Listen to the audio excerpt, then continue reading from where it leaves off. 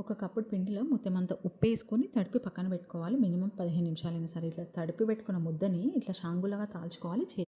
ఇట్లా చేతుల మీద తాల్చి పెట్టుకున్న దీన్ని ఒక 15 నుంచి అర్ధగంట అయినా సరే ఆరబెట్టుకోవాలి ఫ్యాన్కి. లేదంటే ముద్ద ముద్దలాగా వస్తుంది పాశము. అందుకని ఒకరోజు ముందు చేస్తే ఇంకా ఉత్తమము. ఇక ఇట్లా ఒక కప్పుడు పిండికి 3 కప్పుల నీళ్ళు పోసుకొని నీళ్ళు మసలంగానే ఈ షాంగులను వేయాలి. మధ్యలో ఉండ్రాలను కూడా చేసేసుకోవచ్చు ముద్దల్లాగా.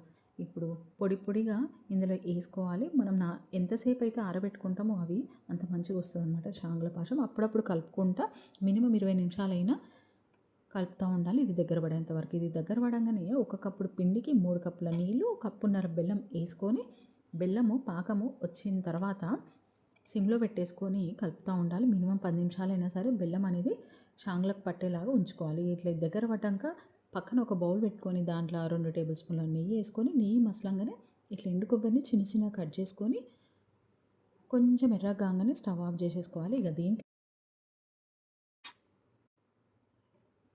దీంట్లో ఒక్క పావు టీ స్పూన్ అంతా, పావు కన్నా తక్కువనే గసగసాలు మనం చేసుకున్న క్వాంటిటీని బట్టి గసగసాలు వేసుకొని స్టవ్ ఆఫ్ చేసుకొని ఇది బెల్లం పాశంలో వేసుకోవాలి. ఇక ఫైనల్గా దీంట్లో 2-3 ఇలాచీలు కచ్చాపచ్చాగా దంచి ఇలాచీలు కూడా వేసుకొని దించేసుకుంటే పాశం రెడీ అయిపోతుంది. తెలంగాణ స్పెషల్ షాంగుల పాశం వినాయక చవితికి రెడీ అయినట్టే.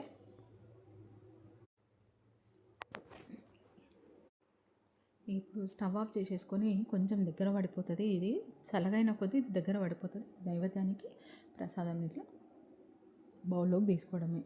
అगर ఈ వీడియో అందరికీ నచ్చినట్లయితే like and share and subscribe. Thank you for watching.